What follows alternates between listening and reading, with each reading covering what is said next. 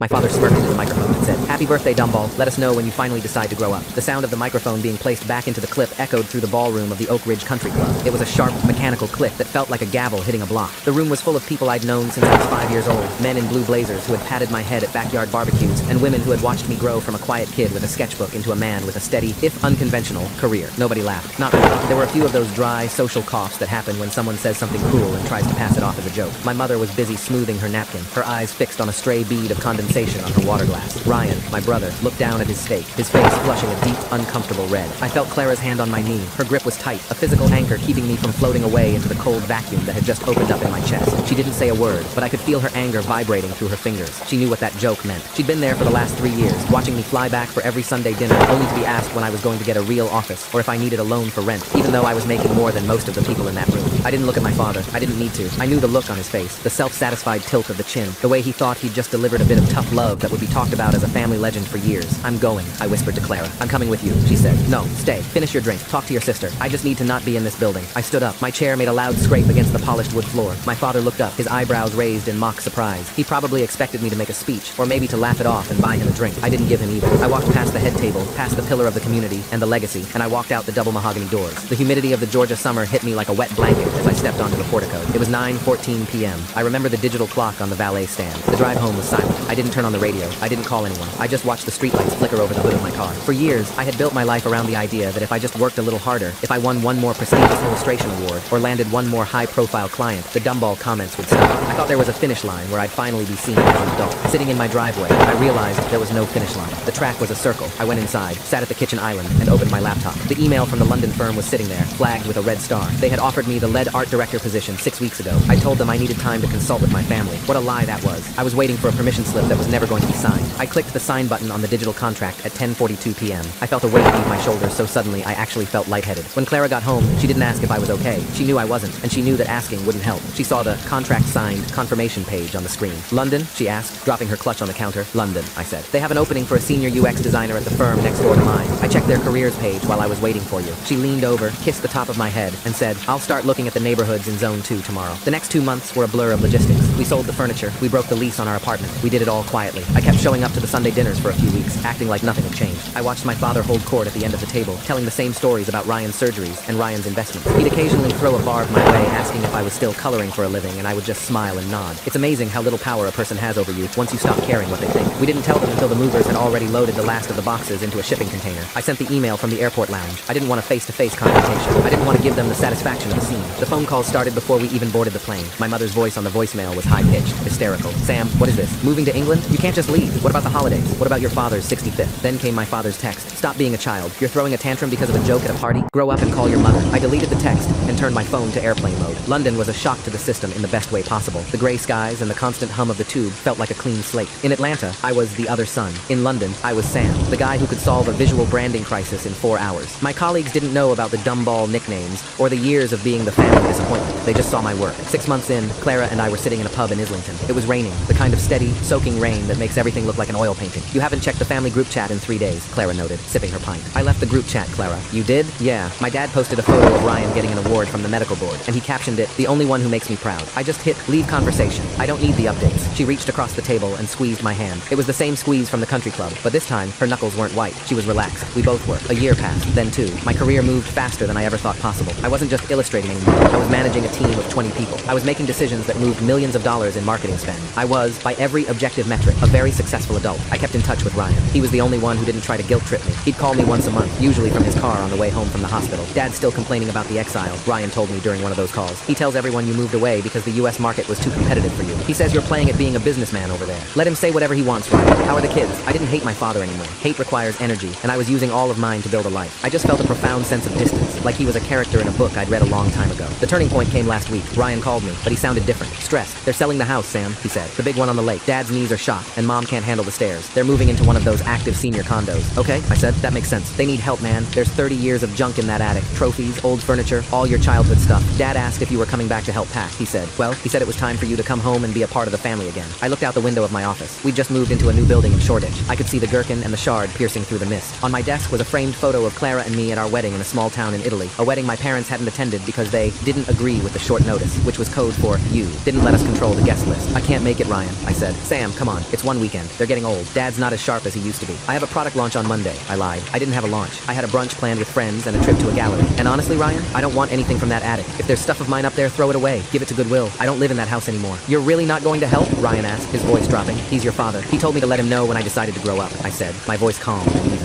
Well, I grew up. And a grown man doesn't fly across an ocean to pack boxes for someone who spent 30 years making him feel like a footnote. I'm busy, Ryan. I have a life here. Tell him I said good luck with the move. I hung up the phone. The silence that followed that phone call with Ryan lasted for 3 days. I expected a barrage of texts or a guilt-tripping email from my mother, but it was quiet. Then, on Thursday evening, my phone buzzed on the nightstand. It was a FaceTime request from my father. He never FaceTimes. He's the kind of man who still thinks a phone is for short, barked instructions or relaying the scores of the Sunday games. I looked at Clara. She glanced at the screen, then back at me, and shrugged. I swiped to answer. The camera was aimed directly up his nostrils for the first 10 seconds. I heard him fumbling with the device, grunting, until finally, he propped it up against a stack of boxes. He was in the attic. The light was dim, yellowed by age, and the dust motes dancing in the air. He looked smaller than I remembered. His hair was thinner, and the sharp, predatory edge in his eyes had been replaced by a sort of bewildered fatigue. Sam, he said, squinting at the screen. Is this thing on? I can see your forehead. I'm here, Dad. What's up? He didn't lead with an apology. He didn't even mention the growing up comment. He just reached into a box and pulled out a heavy, leather-bound portfolio. I recognized it instantly. It was my senior project from college, the one he'd refused to look at because he was too busy celebrating Ryan's first successful residency placement. Found this, he said, his voice flat. It's full of those drawings you used to do, birds and buildings and whatnot. Your mother wants to know if we should keep it or if it's going in the bin. I looked at the portfolio. 10 years ago, the thought of him throwing that away would have devastated me. It represented 4 years of my life, thousands of hours of sweat, and the literal foundation of my career. Put it in the bin, Dad, I said. He paused. He actually stopped moving. The bin? This looks like it took a long time. There's a lot of paper here. I have digital copies of everything in there that matters. The physical stuff is just taking up space. If you don't want it, I don't want it. He sat down on an old wooden trunk. He looked around the attic, at the graveyard of our family's history. Ryan said you were too busy to come help. Said you were doing grown-up things in London. That's right. Is it really that important? Some art meeting? It's not just an art meeting, Dad. It's my life. I have a team of people who depend on me. I have a mortgage. I have a wife who actually likes spending time with me. I'm not coming back to sift through trash. My father rubbed his face with a hand that looked spotted and old. I saw one of your things on a billboard. Ryan showed it to me on his phone when he was over here last week. Some tech company. Big blue logo. Yeah, I said. That was one of mine. Must have paid well, he muttered. It was the closest he would ever get to a compliment. It was his way of acknowledging that I wasn't starving, which, in his mind, was the only metric for success. It did, but that's not why I do it. He looked back at the camera. For a second, the smirk flickered across his face. That old, reflexive muscle memory. Still sensitive, I see. You always were the thin-skinned one. Can't take a bit of ribbing from your old man. I didn't get angry. I didn't feel the heat rise in my neck. I just looked at him through the screen, 3,000 miles away, and felt a strange kind of pity. It wasn't ribbing, Dad. It was a statement of fact. You told everyone I was a joke, so I moved to a place where I wasn't. It's that simple. There's no grudge. There's just distance. He didn't know what to do with that. He wanted to fight. He wanted me to scream so he could call me emotional. He wanted me to crawl back so he could tell me I was forgiven. When I gave him neither, he looked lost. Well, he said, standing up stiffly. I'll tell your mother to bin the drawings. We're moving Tuesday. Don't expect us to keep the guest room open for you in the new place. It's only 2 bedrooms, and Ryan's kids need a place to sleep when they visit. I wouldn't dream of it, I said. Take care of your knees, Dad. I ended the call before he could say anything else. That night, I went for a walk through London. The city was alive. Sirens in the distance. The smell of rain on hot pavement. The chatter of a dozen different languages spilling out of the pubs. I walked past the office, past the flat, and down toward the Thames. I thought about that attic. I thought about the trophies Ryan had won that were probably being wrapped in bubble wrap like they were holy relics. I thought about my portfolio sitting in a trash bag on a curb in Georgia. I realized then that my father was right about one thing. I did need to grow up, but growing up didn't mean becoming the person he wanted me to be. It didn't mean earning his approval or proving him wrong. Growing up meant realizing that he was just a man, a flawed, narrow-minded, slightly bitter man who had reached the end of his influence. He wasn't the giant who held my future in his hands anymore. He was just a guy in an attic, surrounded by boxes of things that didn't matter. I took a deep breath of the damp London air. I felt incredibly, wonderfully heavy. I wasn't floating anymore. I was grounded. I walked back home to Clara. When I walked through the door, she was sitting on the sofa with a glass of wine and a laptop, looking at travel brochures. Thinking about Christmas? She asked. Yeah, I said, sitting down beside her. Let's go to Tokyo. I've always wanted to see the light there. Not Georgia? She joked, her eyes twinkling. No, I said, and I meant it with every fiber of my being. I don't have any family there anymore. We booked the flights 10 minutes later. No guilt, no hesitation. Just the two of us, moving forward into a life that we built, stone by stone, far away from the echoes of a microphone and a smirk that no longer had the power to hurt. The move to the new condo was the final severance. Ryan sent me a photo of the empty driveway of our childhood home, the sold sign, standing like a headstone on the front lawn. I didn't save the picture. I didn't feel the pang of nostalgia I expected. All I could think about was how much physical labor it must have taken to clear figure out 30 years of a life built on hierarchies, and how glad I was that I hadn't spent a single second of my life contributing to it. 6 months after the move, the crisis calls began.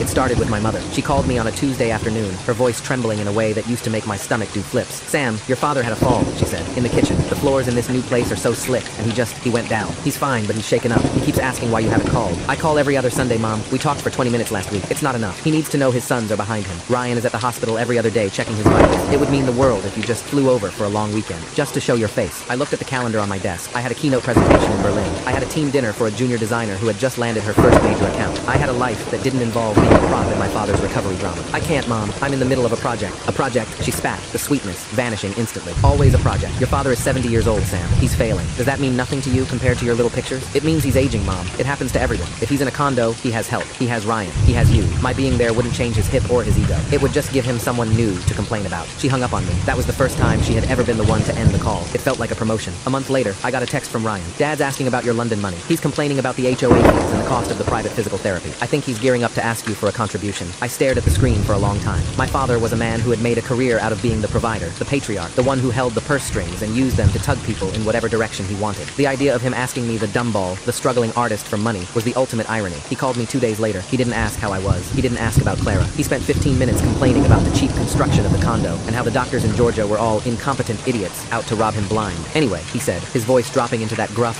business-like tone he used when he was about to ask for a favor. "Ryan's been helping out where he can, but his kid's private school tuition is no joke. I was looking at your latest Instagram post. That's a nice flat you've got there. High ceiling. Shoreditch, right? That's expensive real estate." "It's a good investment, Dad," I said, leaning back in my chair. "Right. Well, I'm looking at a bit of a shortfall this quarter. These therapy sessions are $500 a pop. I figured since you're doing so well, playing at being a businessman, you might want to pitch in. Repay some of that tuition I covered for your art degree." I felt a cold, sharp blade of clarity settle in my chest. This was the moment. This was the end game. "No," I said. The silence on the other end was so thick I could almost hear his blood pressure rising. "Excuse me? No, I'm not sending money. And I'm definitely not repaying you for a degree that you spent 4 years telling me was a waste of time. You didn't invest in my career, Dad. You tolerated it. You treated my education like a tax write-off for your own ego. I am your father," he roared, his voice cracking. "I gave you everything. You think you'd be over there in your fancy London flat if I hadn't put food in your mouth for 18 years? I think I'd be exactly where I am, maybe with a lot less therapy," I said. "You did the bare minimum required by law, Dad. You fed me and clothed me, but you never respected me. Even at my own 30th birthday, in front of everyone we knew, you chose to humiliate me for a laugh. You told me to grow up. Well, this is what a grown-up does. He sets boundaries. He doesn't let people who treat him like a punchline use him like an ATM. You're a selfish, ungrateful brat," he hissed. "Maybe, but I'm a selfish, ungrateful brat with a very comfortable life and a clear conscience. Don't call me for money again. If you're struggling, talk to Ryan. He's the pillar, remember? He's the legacy. Let him handle the bills." I didn't wait for him to respond. I blocked his number. Then I blocked my mother's number. I sat there in the silence of my office for a long time. I expected to feel guilty. I expected to feel like the villain in a movie, but all I felt was peace. It was the kind of peace that only comes when you finally stop trying to fix a machine that was designed to break you. That evening, I came home and found Clara in the kitchen. She was making pasta, the steam rising around her like a halo. The windows were open, and I could hear the distant sound of a busking violin from the street corner. "You okay?" she asked, looking at my face. "You look different." "I'm finished," I said. I blocked them. She turned off the stove, walked over, and put her arms around my neck. She didn't ask for details. She just held me. "Good," she whispered. "Now let's eat." Life continued. The seasons changed. My hair started to gray at the temples. I stopped checking the news from home. I stopped asking Ryan about the condo or the physical therapy. Our conversations became about his kids, his golf game, and the books we were reading. We became brothers instead of competitors in a game I had defaulted on years ago. 3 years after that final phone call, I received a package in the mail. It was a small, battered box with no return address, but I knew the handwriting. It was my mother's. I opened it at the kitchen table. Inside was a single object, my old sketchbook from when I was 12, the one with the frayed edges and the pencil drawings of superheroes and local landmarks. There was a note tucked inside. "Found this behind a water heater. Thought you might want it. Your father passed away on Thursday. The funeral is Saturday. We aren't expecting you." I looked at the sketchbook. I flipped through the pages, seeing the shaky lines of a boy who just wanted to be seen. I felt a slight tug in my heart, a ghost of a memory of a man who used to take me to get ice cream once a summer, provided I didn't talk too much. I didn't book a flight. I didn't send flowers. I didn't even cry. On Saturday, while they were burying a man I hadn't known for years, I took Clara to the Tate Modern. We spent hours walking through the galleries, looking at the work of people who had dared to be unconventional, people who had built worlds out of nothing but ink and nerve. Afterward, we sat on a bench overlooking the Thames. The sun was setting, turning the water into a sheet of hammered gold. "You thinking about it?" Clara asked softly. "A little," I said. "I'm thinking about that birthday party. I'm thinking about the smirk, and I'm thinking about how much I want to thank him." "Thank him?" "Yeah," I said, watching a boat slip under the bridge. "If he hadn't been so cruel, I might have stayed. I might have spent my whole life trying to be a pillar in a town that didn't fit me. He gave me the one thing I actually needed to grow up, a reason to leave." I reached into my bag, pulled out the old sketchbook, and looked at a drawing of a bridge I'd made when I was a kid. It wasn't a very good drawing, but the perspective was almost right. The aftermath of a death you've already mourned is a strange, quiet thing. There were no dramatic outbursts, no sudden urges to reclaim a seat at a table that had been cleared of my place setting years ago. Ryan called me the night after the funeral. He sounded exhausted, not just from the grief, but from the theater of it all. He went out with a full house, Ryan said, his voice crackling over the miles. Half the county showed up. They spent 2 hours talking about his leadership, his grit, his unwavering commitment to the family name. I sat there looking at the casket and realized half the people in that room didn't actually know him. They knew the version of him he sold to the world. And Mom? I asked. She's already redecorating the condo. I think it's her way of scrubbing the air. She asked if I'd heard from you. I told her you were working. She didn't press it. I think she's finally figured out that the silence isn't a phase, Sam. It's the new math. We talked for an hour. For the first time in our lives, the shadow of our father wasn't sitting between us, measuring our heights and comparing our bank accounts. We were just 2 men in middle age, one tired from holding up a legacy, and one content with having walked away from it. A few weeks later, a letter arrived from a law firm in Atlanta. My father's will. I expected to be left out entirely. A final, legal smirk from beyond the grave. Instead, I opened the document to find that he'd left me exactly $1. It was a classic move. In Georgia, if you leave a child nothing, they can contest the will by claiming they were forgotten. If you leave them $1, it proves you remembered them and chose to give them nothing. It was his last joke, his final way of calling me a dumboll from the great beyond. I didn't contest it. I didn't even get angry. I took the check for $1, framed it, and hung it in the smallest, most out-of-the-way corner of my guest bathroom. Every time a guest comes over and asks about the framed dollar, I tell them it's a participation trophy for a game I stopped playing. Clara and I eventually moved out of Shoreditch. We bought a cottage in the Cotswolds, a place with thick stone walls, a wild garden, and a studio for me that looks out over the rolling hills. It's the kind of place my father would have hated. He would have called it isolating or unproductive. To me, it smells like lavender and damp earth and freedom. I'm 45 now. I've spent 15 years in the UK. My accent has shifted in that subtle, unintentional way that happens when you stop trying to sound like where you came from. I have friends here who know me as a gardener, a decent cook, and a man who is very protective of his weekends. My career is still there, but it's no longer my identity. It's just the thing that bought the stone walls and the quiet. Last summer, Ryan brought his eldest son, Leo, to visit us. Leo was 18, staring down the barrel of university applications, looking exactly like a younger, more anxious version of me. We were sitting in the garden, the smell of wood smoke in the air, while Ryan and Clara were inside starting dinner. Grandpa used to talk about you, Leo said, poking at a loose stone on the patio. He said, you were the one who got away. Is that what he called it? Yeah. He'd get a little bit of whiskey in him and tell us that you were too smart for your own good. He'd say, Sam's out there somewhere in the fog, drawing pictures and pretending the world isn't a cage.